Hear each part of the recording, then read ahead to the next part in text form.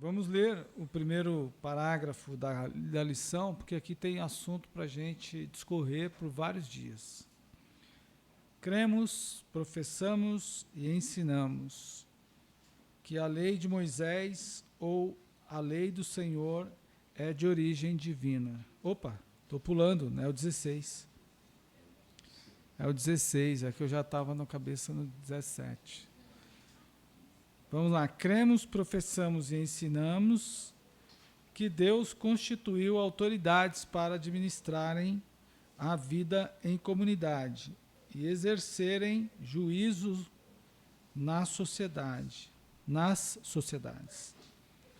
pelo bem da coletividade.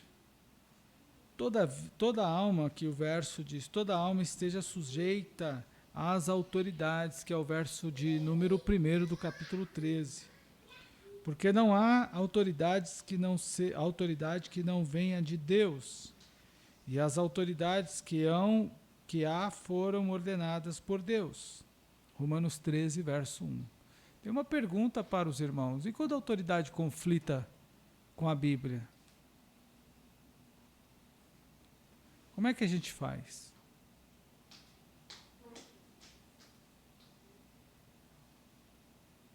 E aí? Como é que a gente entende essa questão das autoridades quando ela se conflita com a Bíblia? Com esse ensino, a Bíblia elimina a possibilidade de a igreja desconsiderar as autoridades constituídas. O Estado é o povo politicamente organizado, exercendo a soberania em um território.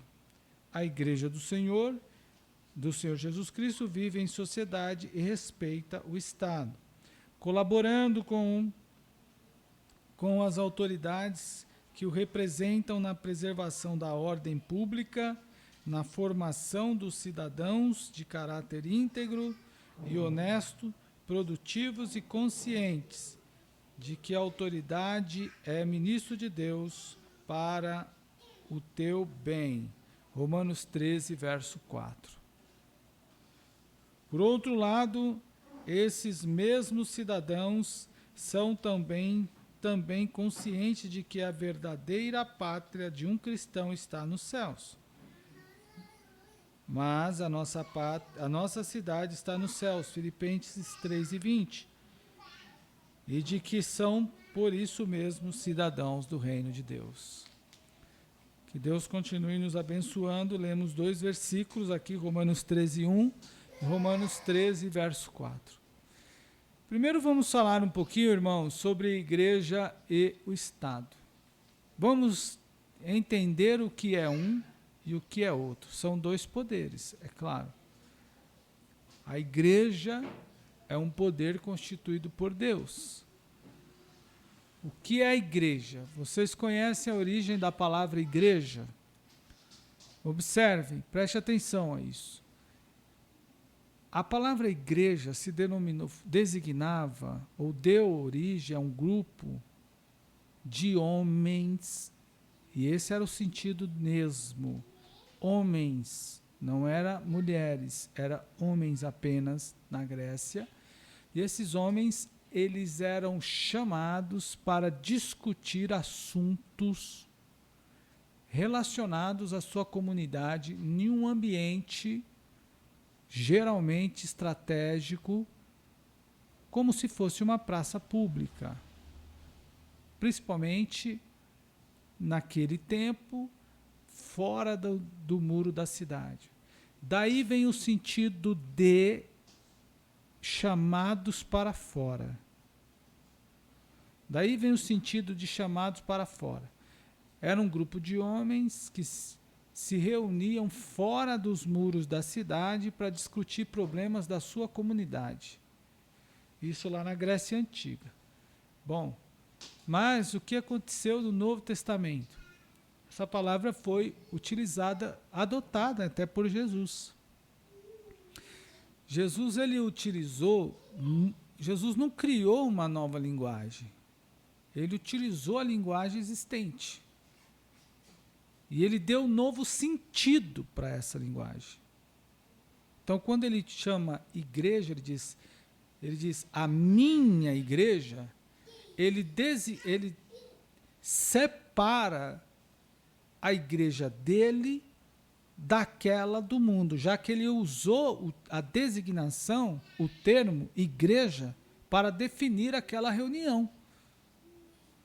Quando Jesus disse assim, esta é a minha igreja, já que a palavra igreja designava uma assembleia de homens chamados para fora da cidade, para resolver um problema, discutir problemas da comunidade, e quando Jesus disse a seus discípulos, esta é a minha igreja, os seus ouvintes, as pessoas que estavam ao seu redor, ao ouvirem essa palavra, pensaram, em primeiro momento, que se tratava de eclesia, na mesma forma que era utilizado pelo grego antigo.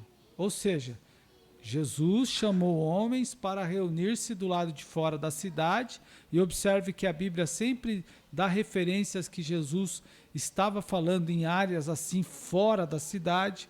Ele fala na porta, ele fala com a mulher samaritana fora da porta, ele fala na beira do mar. Observem isso. Então, as pessoas acabaram pensando, ou pelo menos poderiam pensar, que o sentido era esse. Jesus é um cidadão político que está tratando questões políticas fora da cidade, fora do muro da cidade, porque esse era o sentido da palavra eclesia, ou igreja. Os irmãos entenderam? Digam amém. Mas Jesus diz o seguinte, esta é a minha igreja, a minha, em outras palavras, a minha assembleia. Esse povo é o meu povo. Bom, ele dá um outro sentido. Qual é o sentido? O sentido exclusivamente dele, de Deus. Porque ele veio de Deus para fazer isso. Ele veio com essa missão, para separar para si um povo. Mas qual era o assunto desse povo, chamado por Deus? Essa é uma questão interessante. Porque eclésia, igreja, a palavra igreja vem de eclésia. Eclésia vem desse sentido, de assembleia de homens chamados para fora da cidade para discutir uma questões políticas da cidade. Então, e Jesus usa essa palavra eclésia ou eclesia para designar a sua assembleia. Se no grego antigo a palavra igreja remetia a essas questões políticas, quando Jesus diz, esta é a minha igreja, será que o assunto de Jesus era político? Porque o assunto era político lá no grego antigo, na Grécia antiga. E o assunto aqui é também? Então é importante a gente designar uma coisa, separar uma coisa da outra, o que é Estado e o que é igreja.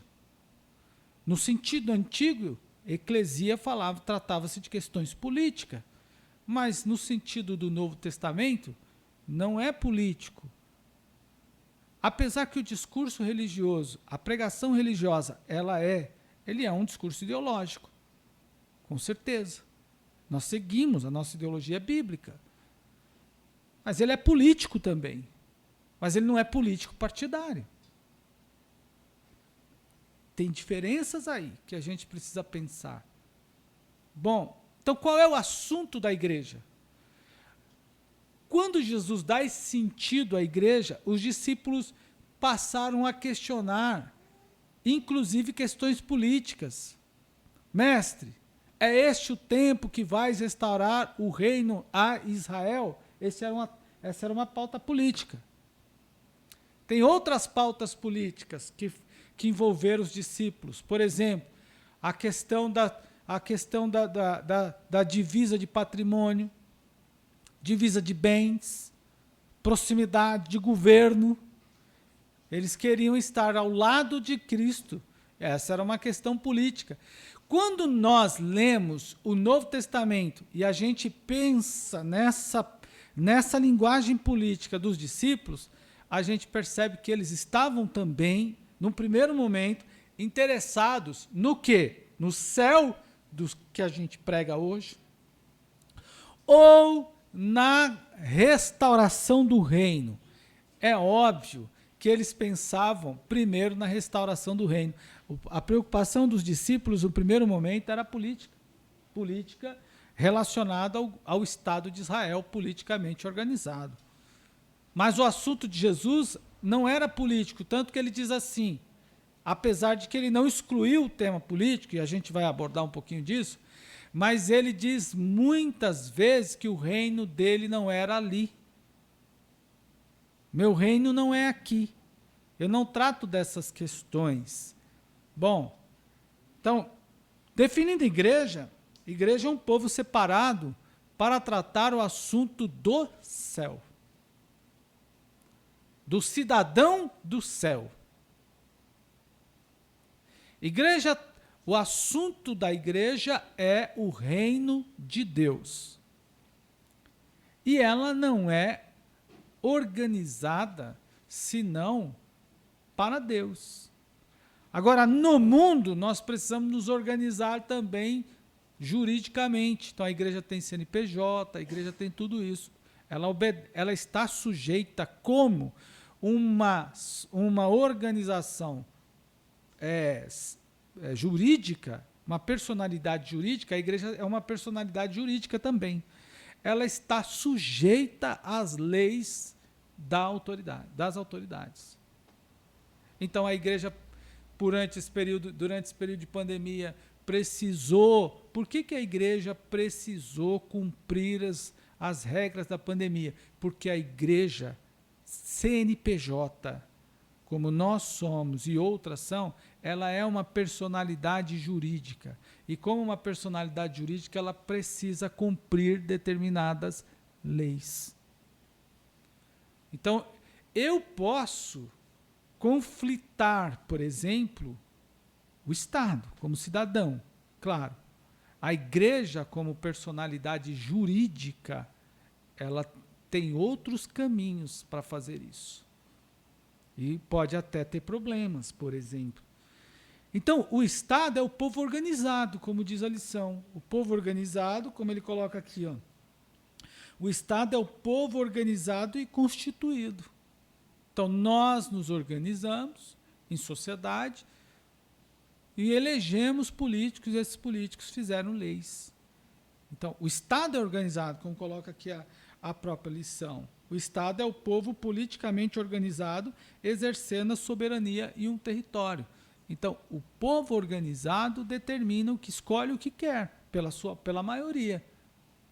O povo escolhe o que quer, se quer subir, se quer descer. Essa atitude demanda do povo. É o povo que domina, é o povo que determina. Então tem uma questão super importante aí. Quem é que a gente escolhe para governar? Essa questão é super importante, porque se o Estado é o povo organizado, então, é o povo politicamente organizado, e aquelas pessoas que lá estão representam as nossas escolhas, ainda que você não tenha votado nele, mas representa você, então a gente precisa, como igreja, pensar em quem a gente vota. Porque é a nossa organização, a nossa representatividade lá. Mas só que o Estado organizado, ele determina, ele põe leis, ele põe regras, que elas precisam ser cumpridas pelo cidadão e pela igreja. Pelo cidadão que é crente e pela igreja, como personalidade jurídica. São duas pessoas. Você, como cidadão, tem leis, e você, como membro de uma personalidade jurídica, que é a igreja, também tem regras a cumprir.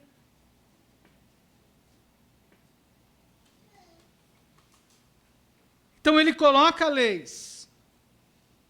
Mas ainda, eu deixo isso para a gente falar um pouquinho mais à frente, mas ainda como, pensando na igreja, qual é o papel da igreja na sociedade? O texto fala disso, ó. A igreja do Senhor Jesus Cristo vive em sociedade e respeita o Estado, colaborando com as autoridades. De que forma que a gente colabora com as autoridades? Eu fiz um aconselhamento pré-nupcial esse final de semana e eu fiz uma pergunta para os nubentes, né, os namorados, dizendo o seguinte: independentemente da igreja que a gente congrega, vamos nos afastar da igreja agora, vamos fazer um afastamento da igreja e vamos criticar a igreja. Vamos analisar a igreja. Eu vou me afastar da minha igreja, você vai se afastar da sua e você da sua. E vamos pensar a nossa igreja, mas a gente fora dela. Qual é a nossa maior missão? Salvar o mundo. Ok. Pregar o evangelho a todas as criaturas, correto? É isso que a gente tem que fazer. Sim ou não? Muito bem. Estamos aqui porque alguém pregou para nós. É preciso que... E é bom que a gente entenda que a igreja não depende, não precisa só de uma pessoa. A igreja não precisa só de quem é porteiro. A igreja não precisa só de quem é pastor. A igreja não precisa só de quem é pregador. A igreja precisa de todos. Já pensou se todos aqui dentro da igreja fossem pastor? Quem seria membro? Pensa em membros difíceis. Uma categoria de membro difícil de lidar é pastor. Como seria pastorear uma igreja só de pastor?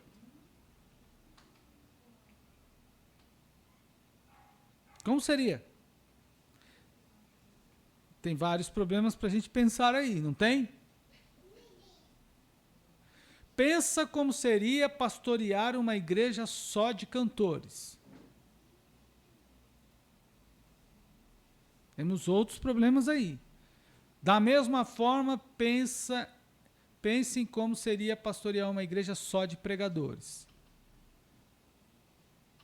Você ia dar oportunidade para o irmão, ele vai dar uma oportunidade para o irmão orar, ele prega. Dá oportunidade para o irmão dar o testemunho, ele prega. Dá oportunidade para ele fazer, para ele dirigir o culto, ele prega. Dá oportunidade para ele abrir a porta, ele vai pregar.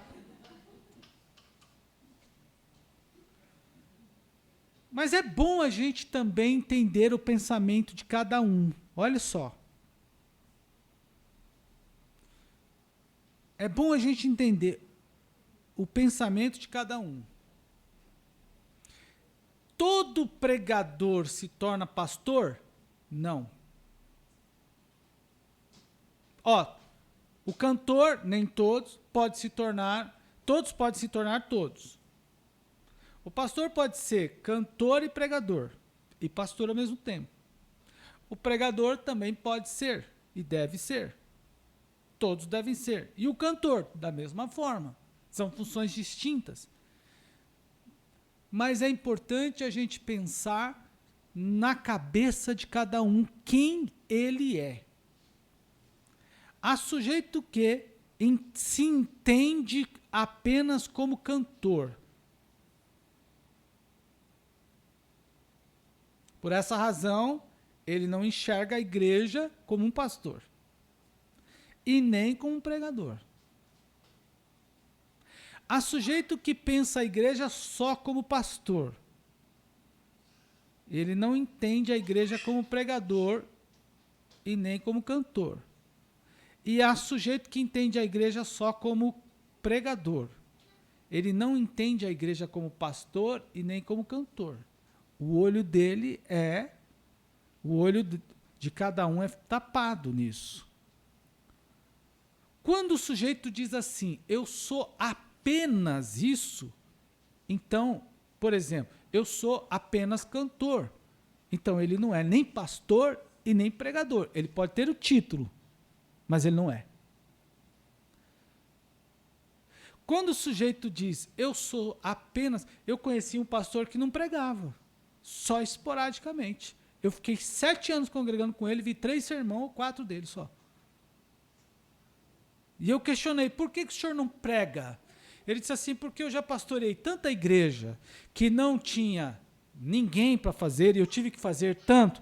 E eu sei que eu vou voltar a pastorear a igreja que também não tem tantos quanto aqui, então deixa vocês pregarem. E eu me guardo para esse período. Me recupero do que já fiz e me guardo para o que vou fazer. A irmã Cida se lembra desse pastor. mas ele se deu ao direito de não pregar.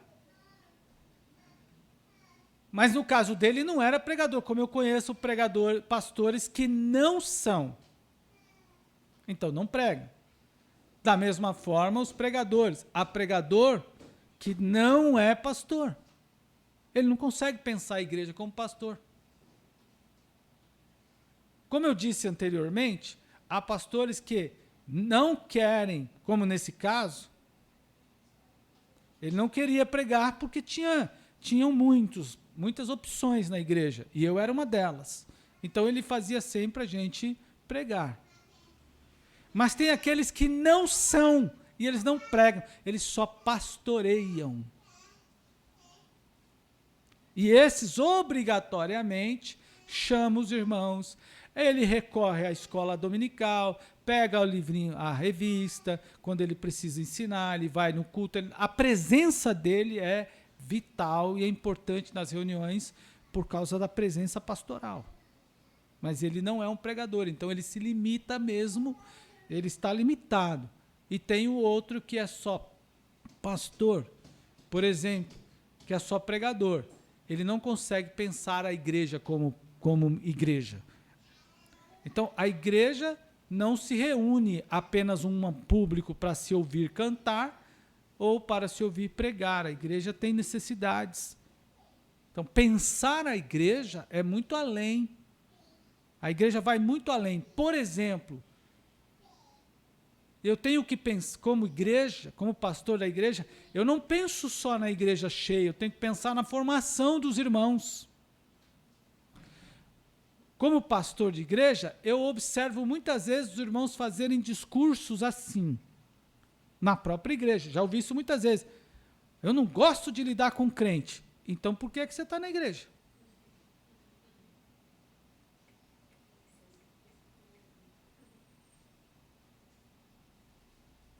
Se não tiver um porteiro para receber o irmão, se não tiver o músico para tocar, se não tiver o cantor para cantar, os técnicos de som para operar, quem organizou a igreja, haverá culto?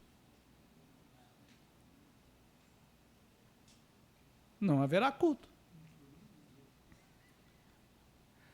Convide um cantor, um pastor. Se você convidar um pastor para uma igreja que não tem ninguém, absolutamente ninguém, ele visualiza uma igreja e organiza uma igreja a partir do nada ou do que tem.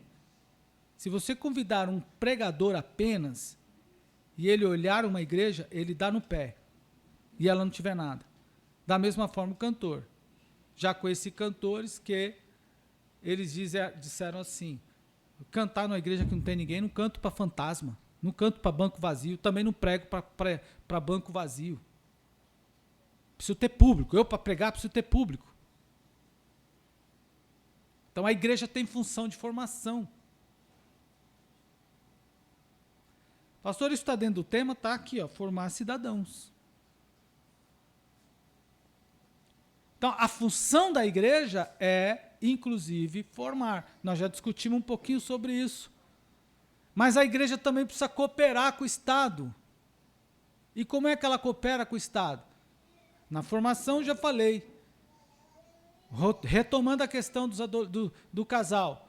E aí eu perguntei, depois de ter feito a digressão, eu perguntei, o que é que a sua igreja, que precisa salvar o mundo, faz para salvar o mundo? Ela prega. Eu falei, quantas horas da semana a igreja está de porta aberta? Uma vez por semana, 2 horas por dia no máximo. Então nós temos um prédio, eu falei, então eu vou fazer o afastamento e eu vou falar da minha.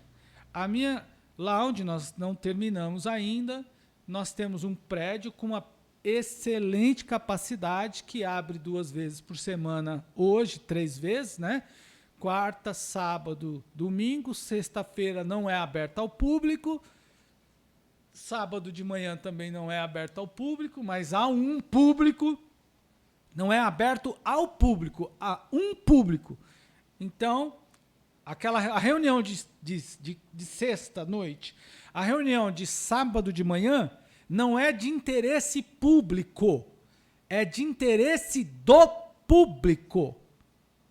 Diferente de um público. Agora, qual que é aberta ao público? Hoje. Domingo à noite, na escola bíblica, é aberta ao público.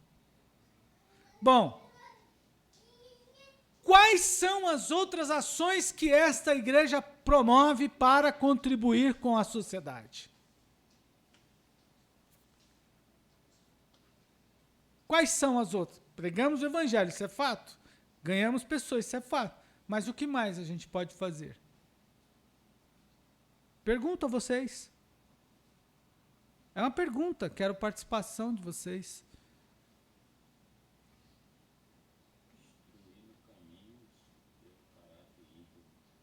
Destruir no caminho no caráter íntegro. Está dentro do contexto da pregação? Da pregação do evangelho, por exemplo? Isso a gente faz uma vez por semana ou 2 vezes por semana. O que mais? É o quê? Esporte. É uma prática de inclusão social. A música é outra parte.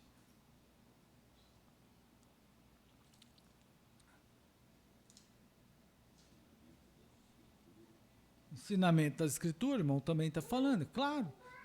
Tem atividade que nós fazemos, mas e as outras a gente não faz. Então, na minha concepção, eu faço uma crítica, que nem eu fiz naquele sábado, dizendo assim, eu quero falar mal do pastor da igreja onde eu congrego. E me dou o direito de fazer isso. Por quê? Ele deveria abrir a igreja para outras realizações. Que tipo de realização? Um prédio desse, que vai custar acabado, sei lá, não tenho a menor ideia, a gente poderá fazer isso aí. Esse prédio precisa estar a serviço da sociedade também.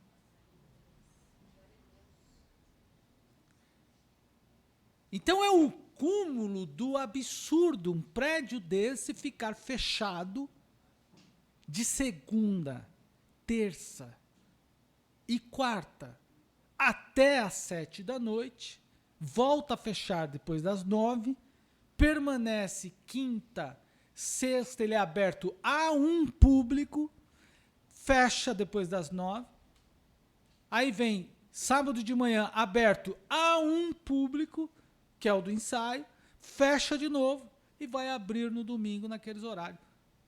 Para que um investimento desse tamanho para fazer isso? Sendo que dentro da igreja tem pessoas de inúmeras habilidades. Inúmeras habilidades. Das mais diversas.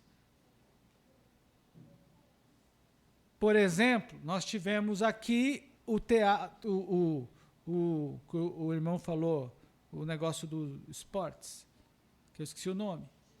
Jiu-jitsu. Nós já tivemos teatro.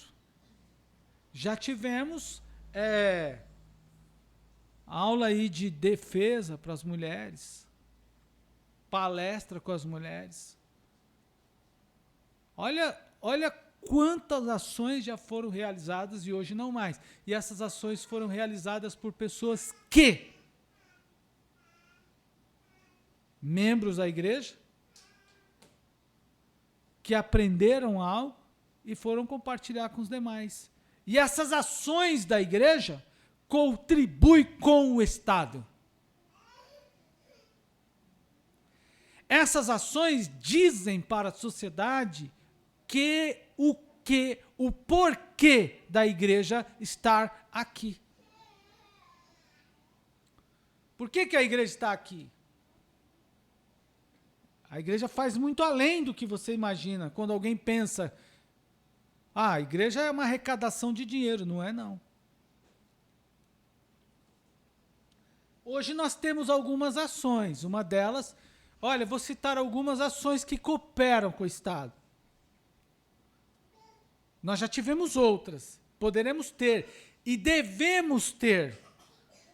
Ao terminar a nossa cobertura,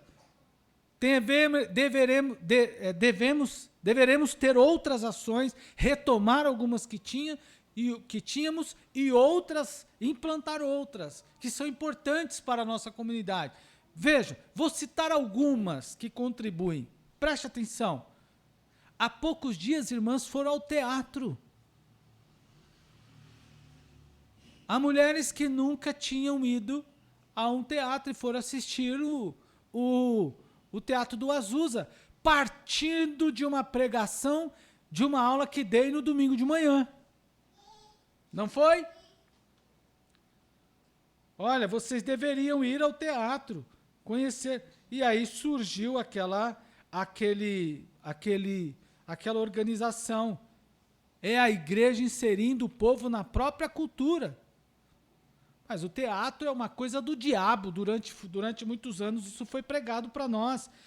O teatro é uma coisa do diabo. Ah, o teatro é uma coisa do diabo? É, e a gente não pode tomar o que o diabo roubou da gente, não? Um dia questionaram o pastor Luiz de Oliveira, boliviano. Teve um movimento lá atrás em que as pessoas... Eu não recebi nenhum. Se eu tivesse recebido, já tinha vendido. Mas teve um movimento lá na década de 90 que eu não recebi nenhum e também não vi nenhum. Também não vi, tá? Mas só vou citar o fato aqui. Então, teve alguém que as pessoas recebiam, algumas pessoas receberam dente de ouro. Vocês ouviram falar disso daí? Alguém escutou isso aí? Nos cultos, tinha os pastores que oravam e obturações de ouro apareciam. Não tem nenhum. Se eu tivesse te arrancado, vendido, né? Com certeza, irmão. Mas também não vi. No entanto, irmão, alguém foi questionar isso com o pastor Luiz de Oliveira, dizendo isso aí. É o diabo que está dando dente de ouro para o povo nos cultos. Aí o pastor Luiz de Oliveira respondeu, irmão, se é o diabo que está dando, glória a Deus, porque Deus está fazendo ele devolver o que roubou. Então, de qualquer forma, a gente dá glória a Deus. Mas, observe, irmão, o que é interessante. Nós temos algumas ações. A ida dos irmãos ao teatro é uma ação colaborativa. A aula de sábado de manhã, que a gente está à tarde, que nós ensinamos texto, escrita aos adolescentes, é outra contribuição com o Estado. São ações da igreja que cooperam com o Estado. E tem muitas outras que a gente pode fazer. Por exemplo, as ações de terapêutica que a igreja faz. Tem muitas igrejas, clínicas de recuperação. Nós não temos esse dom, mas a igreja faz. A capelania é uma colaboração com o Estado. A igreja faz. Há inúmeros artigos que dizem que a presença de um líder religioso no hospital, quando a pessoa está doente, é extremamente bom, é importante. Isso é uma colaboração da igreja com o Estado. O sujeito bem de saúde, ele desocupa até os hospitais. E o Estado gasta menos com isso. O sujeito bem, ele está internado, aí vai lá o pastor, vai lá os irmãos, cantam, oram com ele, faz todo o trabalho de capelania, ele fica bem, porque ali mexe com a sua fé, mexe com o seu organismo, ele desocupa aquele leito. E o que é que o Estado quer? Quer que o sujeito saia de lá o mais rápido possível. Está aí a Dani, que trabalha no hospital. Você quer ter paciente lá a vida toda? Você quer ter um paciente, o mesmo paciente lá a vida inteira morando lá dentro? Eu li um artigo esse dia de um sujeito que estava morando no hospital há mais de 20 anos. Morando no hospital. Que vida é essa? Eu tenho um parente que está preso há mais de 20 anos. Quantos pastores não vão lá, pregam para ele? Quando esse homem se converter, sair de lá e sair bem, ele teve saidinha aí recente, ele tinha 6 meses para cumprir, na saidinha ele fugiu, foi recapturado, pegou o resto da pena todinha que tinha. E aí quando eu encontrei com ele num velório, eu falei, mas rapaz, que arte foi essa que você fez? Você achou que a polícia nunca ia te pegar? É isso que a pessoa pensa, ele pensa que vai enganar todo mundo. Agora parece que definitivamente ele está de saída nos próximos dias aí. Depois, isso já tem uns 4 anos que eu encontrei com ele. Não é? Então, aí a igreja prega, esse camarada fica bom, se recupera, sai de lá. Quanto que o Estado ganha com essa conversão? Ou deixa de gastar? Então, a igreja coopera com o Estado. A igreja tem que ser ativa, a igreja precisa ser colaborativa, tanto no prédio como personalidade jurídica, a igreja precisa participar das ações sociais da sua comunidade, ela não pode ficar fora. Por isso a minha insistência, eu sempre tive essa compreensão, sempre preguei isso aqui na igreja, dizendo que a gente tem que sair das 4 paredes. Eu já falei isso para você, não é só com a pregação que a gente sai das 4 paredes, que você pode entregar um panfleto, você pode convidar uma pessoa, você pode fazer inúmeras atividades que levam a igreja a ser conhecida do povo e interage o povo com a comunidade. Por exemplo, nós temos os médicos aqui. Eles estão fazendo trabalho aí hoje, parece que estiveram aqui, se eu não estou enganado, né?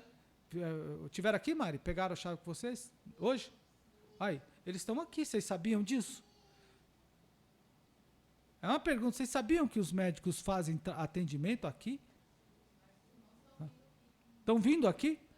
Outro dia a irmã falou para mim que teve um sujeito que veio aqui, a gente... Outro dia...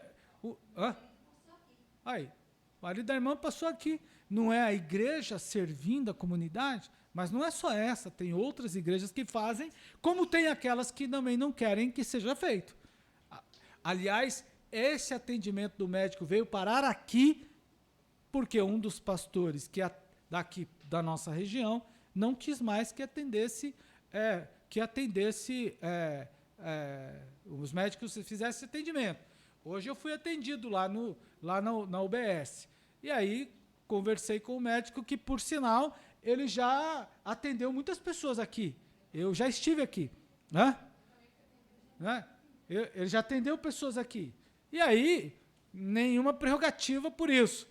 Mas eu disse para ele, você vai ter um atendimento lá na igreja, quando a gente terminar, que você não tem nem aqui nesse hospital. Nem aqui nessa UBS você vai ter. Porque nós vamos botar café do bom. O Gustavo veio aqui, ensinou as irmãs, ensinou no início, né? A ligar o ar-condicionado. Olha o trabalho, o Gustavo saiu do seu expediente, veio aqui para ensinar a agente social a ligar o ar-condicionado. Não sei se usam. Entende? Mas um dia eu cheguei aqui como um Zé Ninguém e fiquei ali no portão. E eu vi algumas pessoas reclamando da igreja. Como pode fazer um prédio desse? Banheiro desse jeito? E outro reclamando da escada da igreja? Isso aí faz parte. Faz parte da vida. Mas a igreja precisa dizer o porquê ela está. Então definimos um pouquinho a igreja, falamos um pouquinho da participação da igreja, falamos um pouquinho do assunto da igreja, agora vamos para o Estado. Igreja e o Estado. O Estado é organizado. Lá na página seguinte, diz assim, as autoridades, reconhecemos as autoridades constituídas e nossa submissão a ela. Mas eu fiz uma pergunta no início dessa pregação. Qual foi a pergunta que eu fiz? E se o Estado diverge da igreja?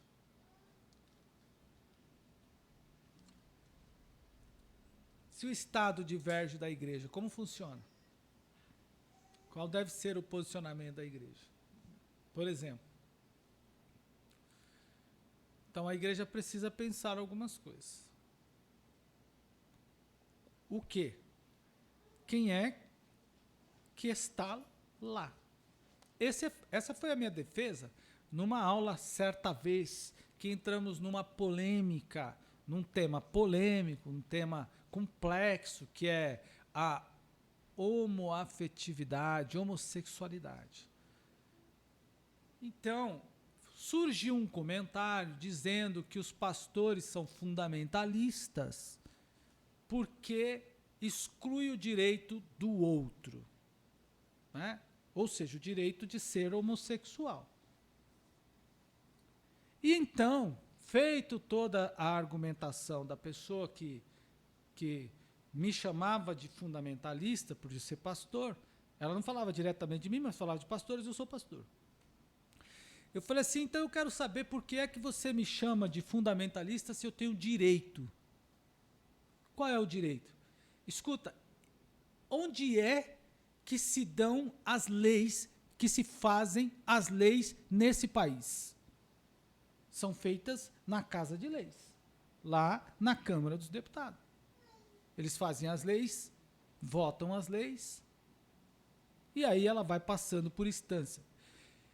Eu tenho o direito de eleger uma pessoa, que votar em qualquer um dos candidatos, ou eu sou obrigado, eu fiz essa pergunta, ou eu sou obrigado a votar em alguém que eu não tenho afinidade com aquilo que ele diz? A minha pergunta é essa. Eu tenho direito?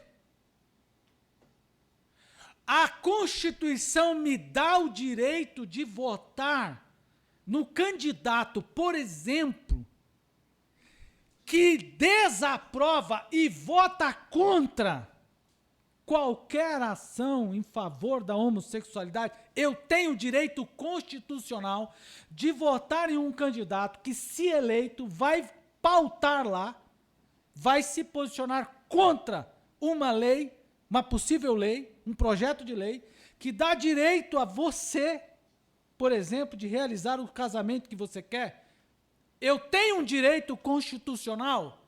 Tenho. Se eu tenho direito constitucional, por que é que você me chama de fundamentalista?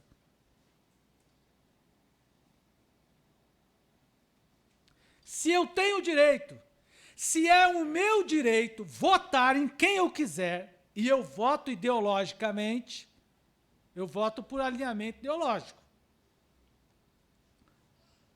É ideologias. Então eu tenho que escolher em quem eu votar e eu tenho essa liberdade de voto que eu quiser. Então você está me agredindo.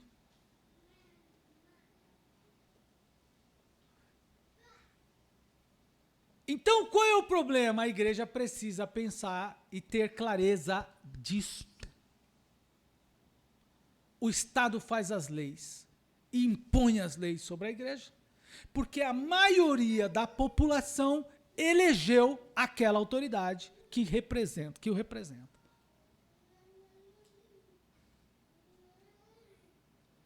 Agora, olha o que diz aqui a página, lá no tópico 2, direito a sufrágio. Eu estou nesse tópico. O que é o direito a sufrágio? Sendo um direito público, subjetivo, de natureza política. É meu direito, e aqui no Brasil é dever, né? Aqui no Brasil é dever. Se você não votar, você paga a multa. E se você não justificar, você não sai do país. Você precisa sair do país, tem que apresentar os seus comprovantes de eleição. Então é dever. O CPF do sujeito é bloqueado, não é isso? Não consegue tirar visto, é dever. Então o sujeito não pode, o cristão não pode pensar que chegou às eleições, ele vai embora, que se dane, desculpe a palavra, que se dane, não vou votar em ninguém. Ele precisa votar. Você pode até pagar a multa se você quiser e achar que é pouco. Não tem problema, mas você tem que votar. Ou você vota com o dedo, com a mão lá assinando, ou você vota pagando. Eu não sou besta. Prefiro votar. assinando do que votar pagando. Já não ganho bastante, ainda vou dar dinheiro pagar para não votar? Agora, o sufrágio decorre naturalmente de nossa condição de cidadão. Ou seja, pelo que, como cidadãos cristãos, podemos votar e ser votados. Podemos votar e ser votados. E participar da organização e da atividade do poder estatal. A igreja deve governar o Estado? Não. Porque a igreja não é uma associação, uma entidade política partidária. O Brasil não é uma teocracia. Mas a igreja deve colocar o dedo no Estado? Deve. Como? Como cidadão. Como uma organização, como uma entidade organizada. Então a igreja cobra o seu posicionamento. A igreja cobra a sua participação no Estado. Esta eleição de 2022 será a mais religiosa de todas.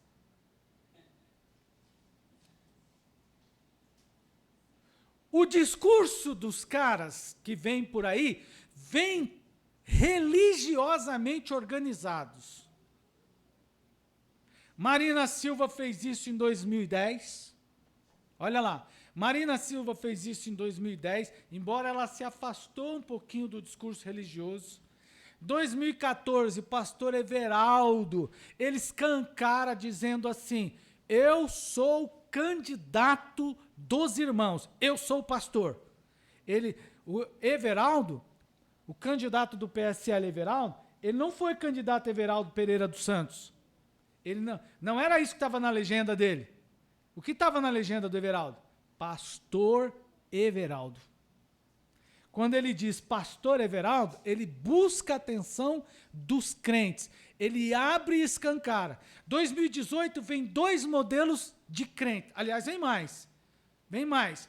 Vem o modelo, vem o candidato Bolsonaro com o discurso bíblico, com intertextualidade muito forte. E conhecereis a verdade vos libertará. Mas vem o outro. Tem o outro em paralelo com ele. Quem era o outro?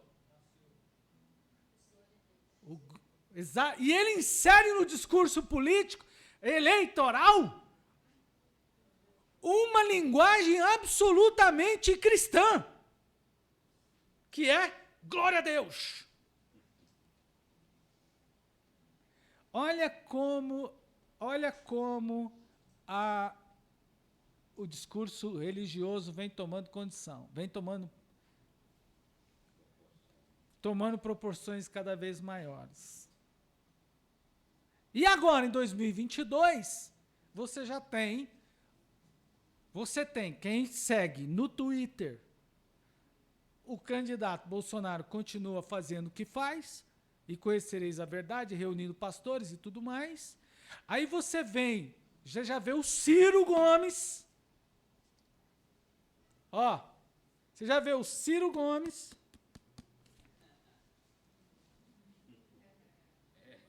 Ó. Com a Bíblia embaixo do braço já. E quem segue o Lula no Twitter, que nem eu sigo, sou anti-Lula. Mas quem segue o Lula no Twitter, já vê o Lula, meus irmãos.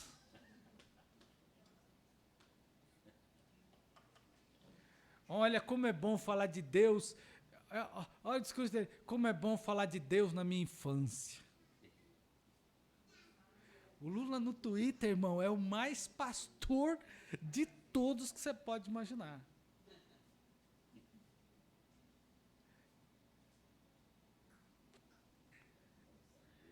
E detalhes, olha aqui. Detalhes. Enquanto o Bolsonaro reúne os pastores do palácio, Daciolo desistiu da candidatura, né? Ó, o juiz Sérgio Moro foi reunir com pastores do Nordeste. O Lula está esperto. Ele está abrindo igrejas nos bairros, igreja do PT.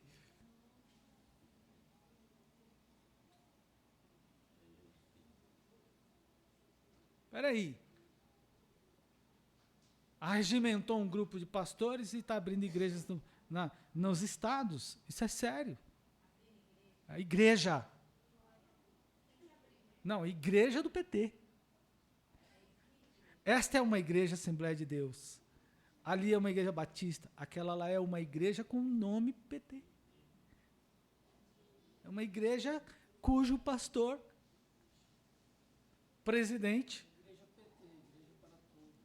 O cara não abriu uma igreja uma igreja de quadrinhos? No Brasil é fácil abrir igreja. Uma igreja aí de um herói de quadrinhos. Eu não sei qual foi. Quem se lembra dessa aí? Acho que foi, se eu não me engano, foi com o nome de Lanterna Verde.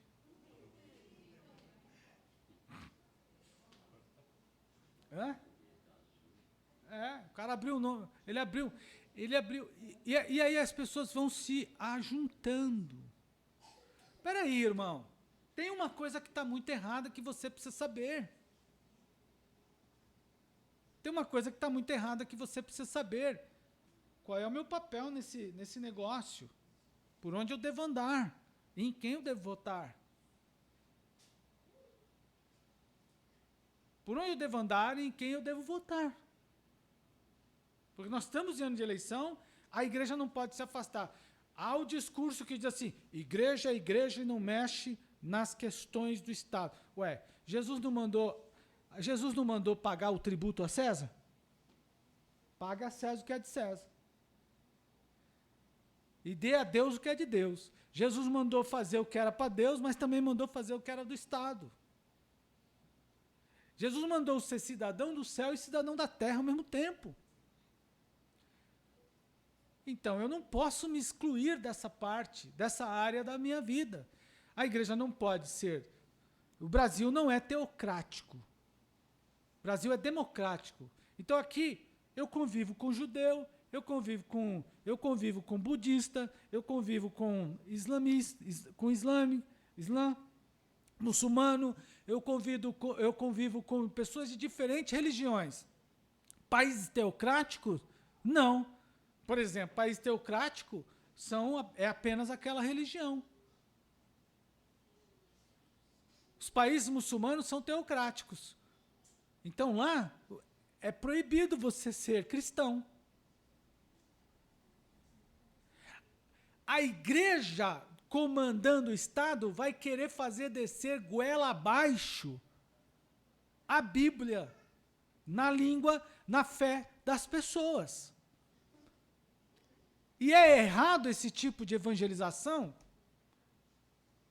Abra a sua Bíblia, a sua boca, que eu vou enfiar a Bíblia aí dentro com manteiga e você vai comer. Você vai pensar em Bíblia de manhã, de tarde e de noite. Irmão, isso vai contra até a própria Bíblia. Porque ela diz assim, não é por força, nem por violência. Jesus não chegou às pessoas e disse assim, olha, vocês parem de fazer isso agora e todo mundo fecha aí. O irmão acabou de ler a pescaria, né? Jesus, fecha o porto, fecha o cais, fecha a empresa, ninguém mais trabalha, agora todo mundo está me escutando, todo mundo vai me ouvir, quem não me ouvir, acabou. Foi assim que Jesus fez? Não. Quem quer vir após mim? Quem quer vir é condicional. Eu vou se quiser. Ela vem se quiser. Se quiser vir após mim, vem. Se não quiser, não vem. É condicional. Então a igreja deve impor a sua doutrina sobre as pessoas? Deve impor, é a pergunta que eu estou fazendo. A igreja deve impor a sua doutrina sobre as pessoas? Claro que não. As pessoas que seguem a Jesus, seguem porque creem nele, seguem porque querem segui-lo. Ninguém é obrigado a seguir a Jesus. Pronto. Então, esse país não é teocrático. Se fosse teocrático, a gente teria um problema com isso. Porque uns pastores vão dizer uma coisa, o outro vai dizer outra. E aí quem comanda? E não são todas as pessoas cristãs. Olha a divergência no culto. Pense a divergência que daria. Oramos em pé, oramos de joelho, oramos sentado, de frente para a parede, de frente para a porta, como a gente costuma. Daria divergência na oração, daria divergência na leitura bíblica. O país não é teocrático, é democrático.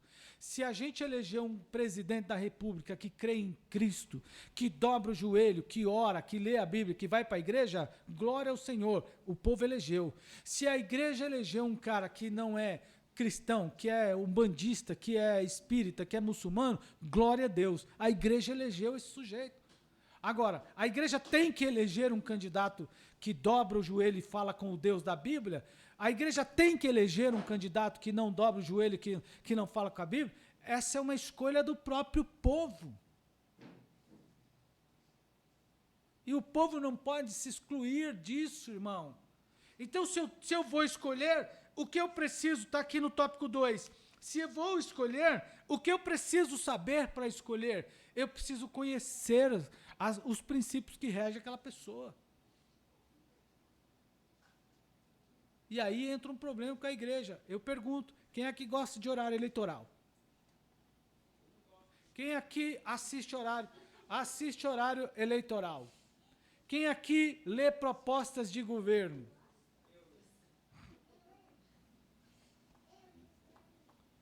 Ó, quem lê proposta de governo, pega lá as 20 ou 30 páginas, pega lá as 20 ou 30 páginas da proposta do governo e lê.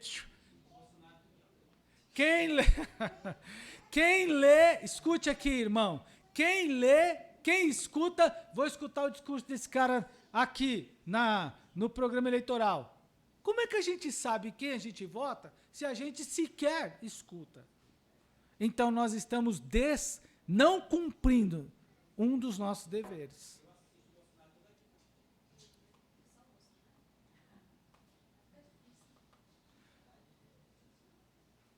Eu também assisto quando posso.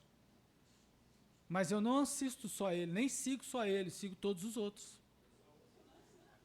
Eu li quase todas as mensagens que os candidatos postaram no Twitter hoje. Todos que eu pude ler. Eu preciso ver o que os caras pensam. Afinal de contas, eu vou votar. Eu sei em quem eu vou votar. Hoje, a tal cenário. Já está decidido e pronto. Hã?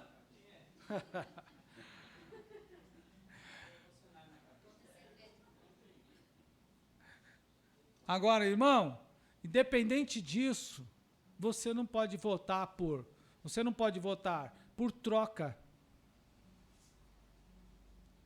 Troca de cesta básica.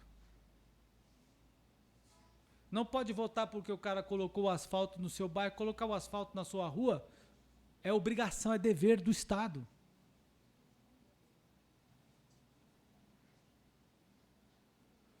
Melhorias no serviço de saúde é dever do Estado.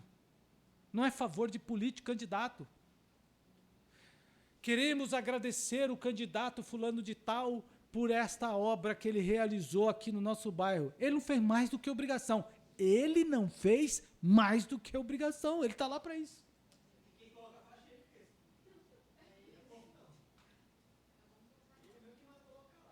Eu não tenho dúvida.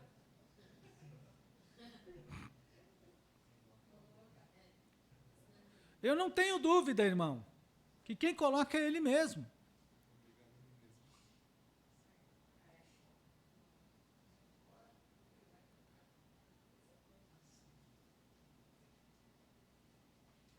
Mas a igreja não pode se iludir. Quantos membros tem lá na sua igreja, pastor? Ah, na igreja tem 100. O senhor está precisando do quê?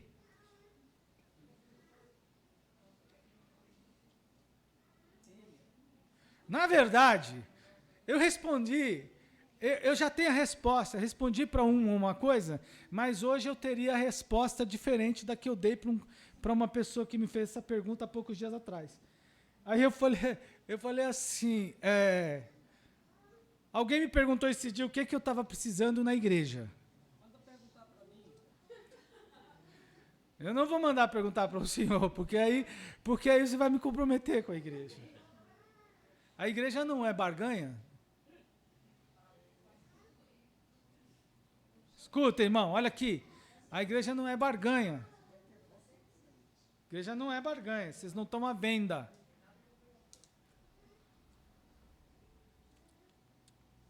Mas hoje eu precisava acordar igual acordou. Eu precisava ter a mesma experiência igual teve. Não, né? O Elon Musk. Isso eu precisaria ter. Falei isso para a Mancida hoje. Eu preciso acordar e olhar na minha conta bancária e ter a mesma experiência que esse cara teve. O quê? Ganhar mais de $1 bilhão em meia-noite de sono? Essa experiência, acho que não seria tão ruim para nós, né? Não. Hã? O cara dormir com 1 milhão e acordar com 3? Eu precisava ganhar dinheiro dormindo também, mas não estou conseguindo, nunca consegui. Minha experiência não está dando muito certo. Mas voltando aqui ao assunto, irmão, a igreja. O que precisa aí na sua igreja? Aqui na igreja. O que é preciso na igreja? E eu respondi categoricamente: eu preciso na igreja da unção do Espírito Santo. Se ela estiver na igreja, não preciso de absolutamente mais nada. Não, sabe o que é, né, pastor? A gente está vindo aí, tem alguma coisinha. Não precisamos de absolutamente nada disso, irmão.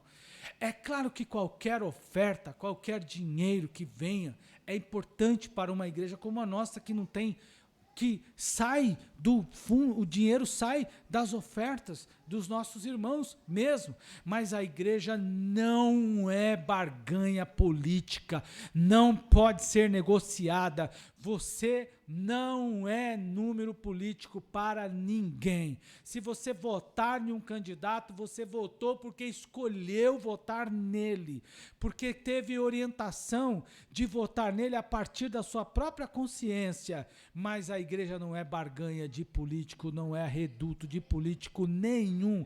A igreja não está comprometida com nenhum candidato. Ah, porque esse candidato vai para a igreja e ora. Muito bem, na eleição passada nas eleições passadas foram Bolsonaro para a igreja, foram Haddad para a igreja, foi a Manuela para a igreja, foi todo mundo para a igreja. Todos eles foram para a igreja. Todos eles foram para a igreja, e agora vão de novo, e agora ele já vem pregando. E o Ciro vem com a Bíblia.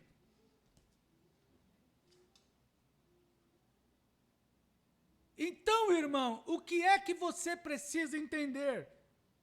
É um direito seu. Agora, vamos pensar. Eu vou votar no sujeito por quê? Votar só porque ele carrega a Bíblia?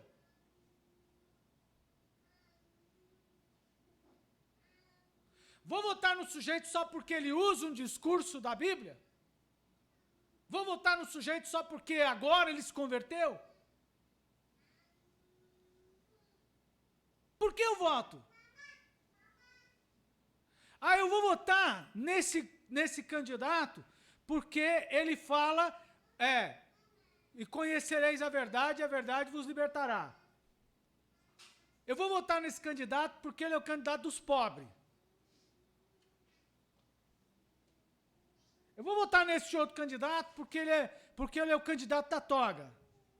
Não, eu vou votar nesse porque ele deu cesta básica no bairro. Como pode os cristãos venderem a sua fé assim? Vender a sua cidadania? Hoje fui ao hospital e tinha um sujeito sentado do meu lado. Um senhor de 90 anos. Perdão, 84 anos. E eu falei, o senhor está aqui desde que hora? Conversando um pouquinho. Ele falou, começou a contar um pouco da sua história. Era padeiro, ficou cego de um olho, só enxerga 10 do outro olho. E eu perguntei um pouquinho da sua origem, sou do Piauí. Investiguei um pouco, sou do Piauí. O senhor é um homem de saúde? Hoje eu não posso fazer muita coisa. O senhor acha que o senhor tem uma vida digna assim? Aí eu perguntei, quem o senhor acha que é culpado da sua vida tá assim? Aí ele falou assim, esse governo.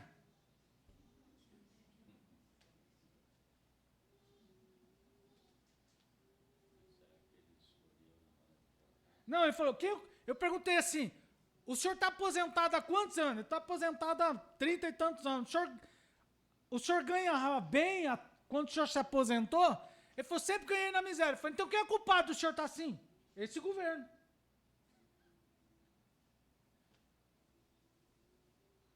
Conversei com um cidadão de 79 anos, ele disse, olha o que ele me disse. Eu não vou dizer nome que vocês conhecem.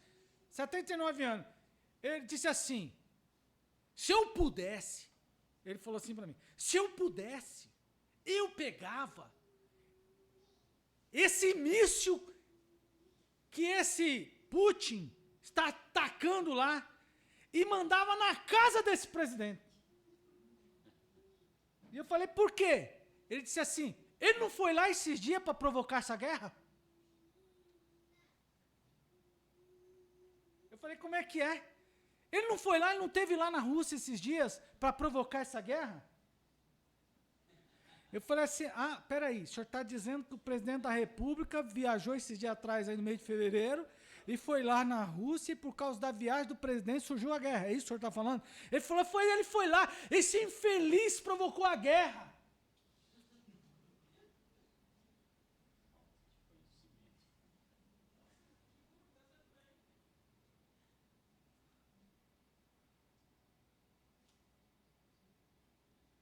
Irmão, como é que os políticos jogam as coisas para você assim? Olha, jogam as coisas para a população, pulverizam as questões e a população aceita com facilidade.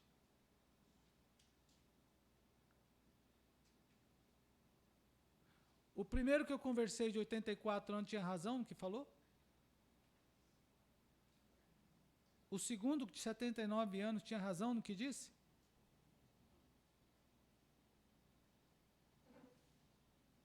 Pergunte para o seu adolescente, quem tem adolescente.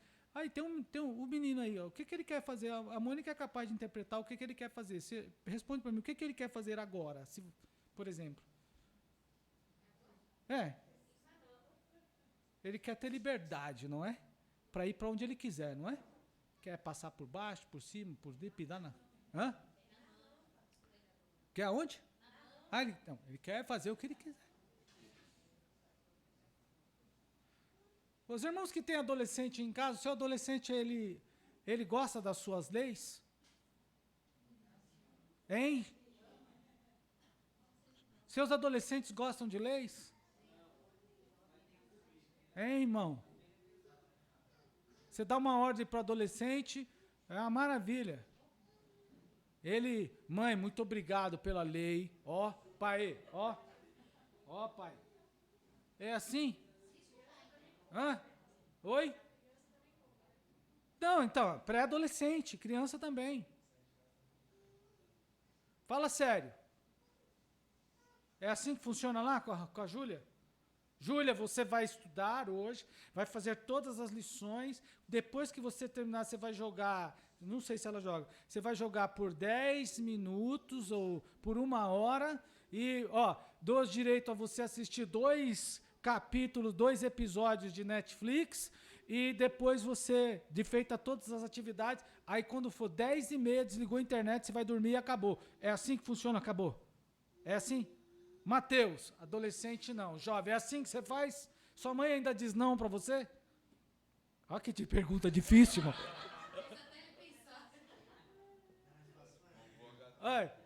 Mateus, a sua mãe diz não para você? E como é... Não, ele não respondeu. Ele não respondeu. Eu perguntei, a sua mãe diz não para você? Percebe que ele está tentando dizer que não? Aparece um candidato na eleição dizendo assim para os adolescentes, vocês vão fazer o que você quiser, vocês vão estar livres, vocês podem, não prenda esse menino, deixa ele para a rampa na hora que ele quiser, não é? Na hora que ele quiser. Irmão, e esse menino, olha filho, eu vou tirar toda a autoridade que vocês têm, que os pais de vocês têm sobre vocês. Olha, parece um candidato dizendo assim, O Estado é que manda em vocês. Os pais de vocês não mandam em vocês. Mateus, fala sério. Fala aí.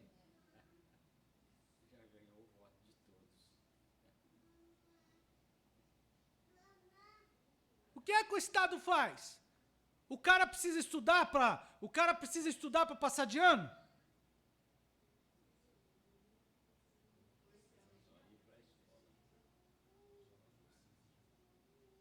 Me responda aí, por que tem tanta gente com 13, 14, 15 no nono ano? Eu não sei mais, eu estou no oitavo, no nono ano, no primeiro ano, e o cara não sabe escrever o nome dele.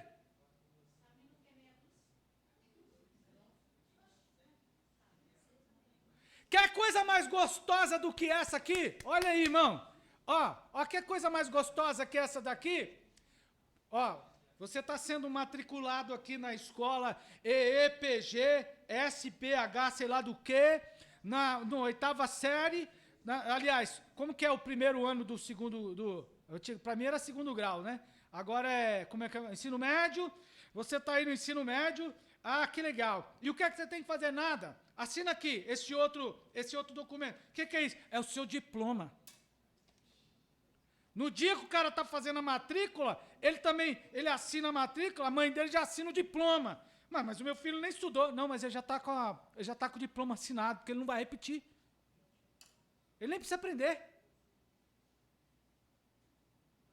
Ele nem precisa aprender. Ô Vinícius, ô adolescente, fala sério, ganhar 10 sem estudar é bom ou é ruim? Solange, tu deu...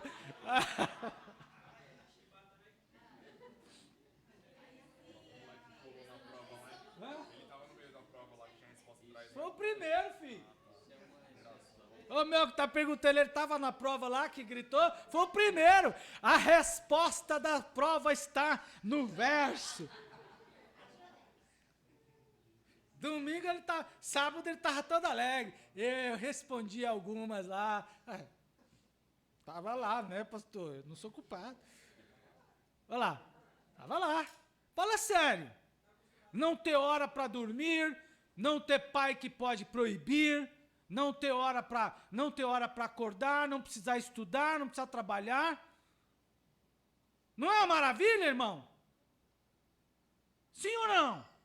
Do ponto de vista de quem quer dormir até meio-dia, até 1h da tarde, do ponto de vista de quem não quer estudar, do ponto de vista de quem quer viver uma liberdade, é bom ou é ruim? Para ele é bom. Aí aparece um candidato que fala assim, é isso mesmo, então tá livre. Eu voto nele.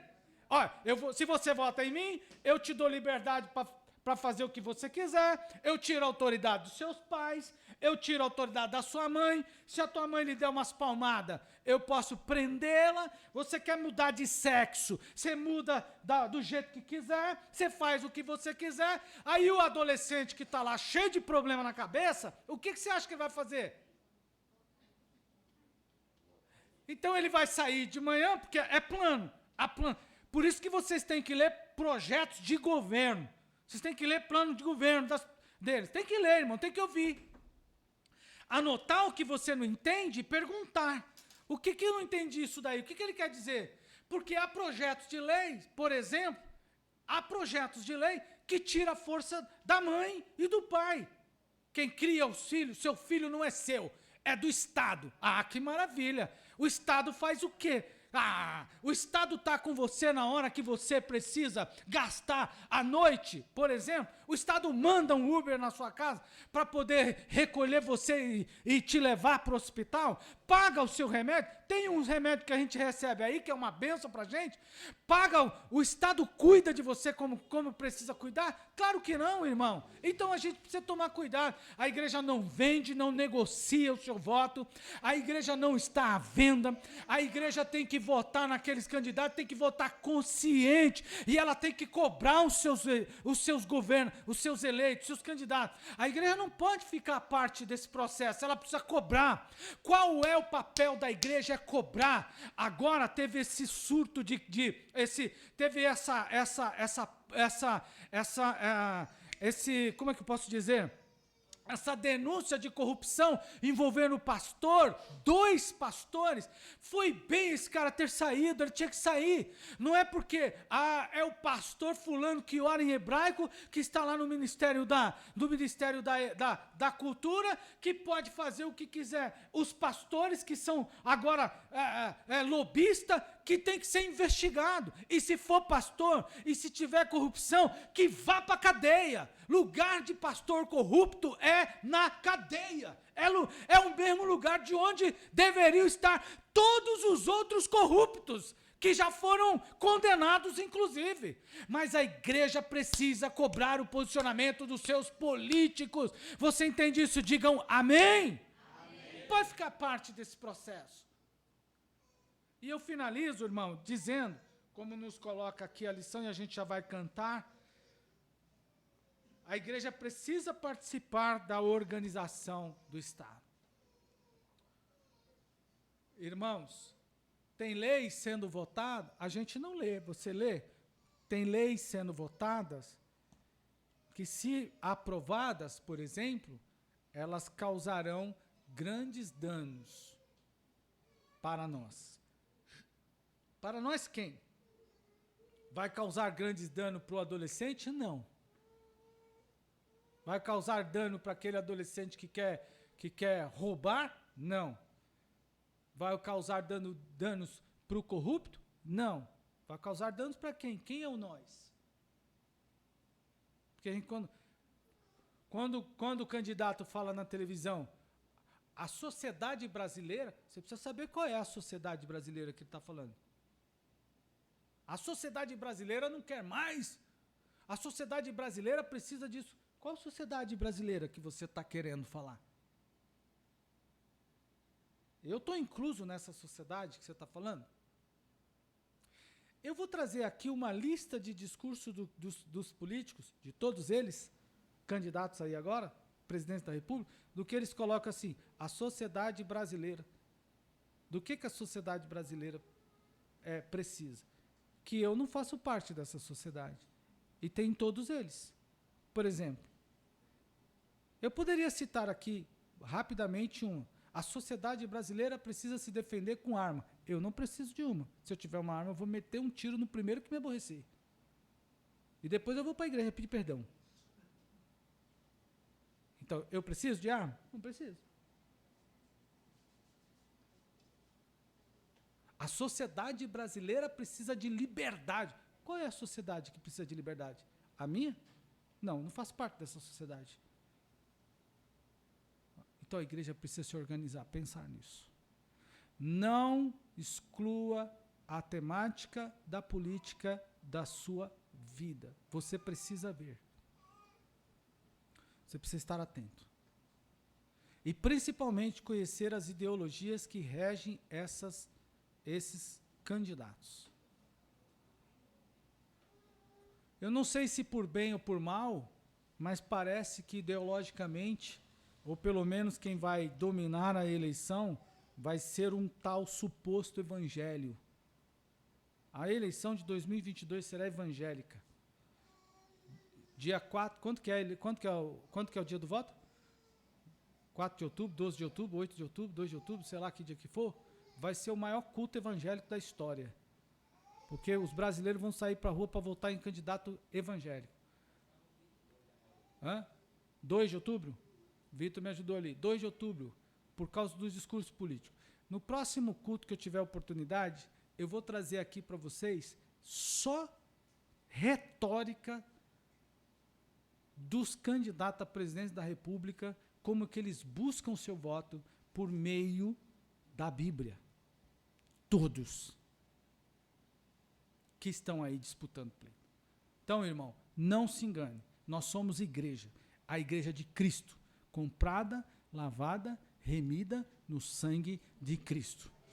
O que nos rege é a Bíblia. A igreja não é barganha política, não é comprada por político, não se negocia voto dos cristãos, mas a igreja também precisa saber em quem vota. Amém? Fiquemos em pé em nome do Senhor Jesus e vamos orar, e logo agora também, já aproveitar nessa oração, a gente vai cantar, né? E contribuir. A Tamara vai louvar ao Senhor e nós vamos contribuir com os nossos dízimos, as nossas ofertas. Senhor, antes de iniciar a oração, eu já deixei Deus falando agora, né? Eu comecei a oração e parei. Irmão, comece a orar pelas eleições. Precisamos orar pelas eleições. De verdade.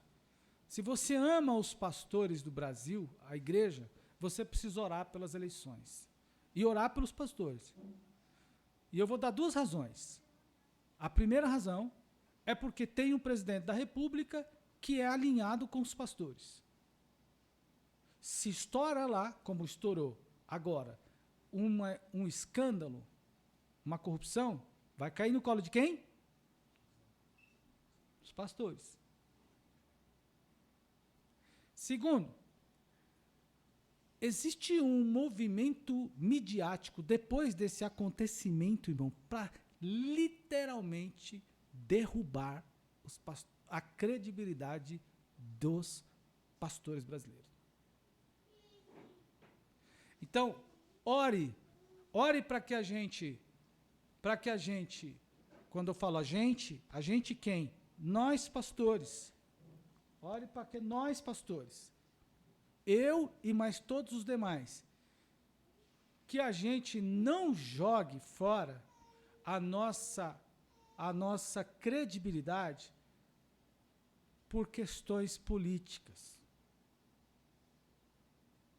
Porque é muito fácil de se perder. Lamentavelmente, vimos isso que aconteceu envolvendo 2 pastores, eles têm que ser investigados. É uma tragédia o pastor envolvido nisso. Mas quem Salomão escreveu, quem mexe com a cobra, não pode ser picado por ela.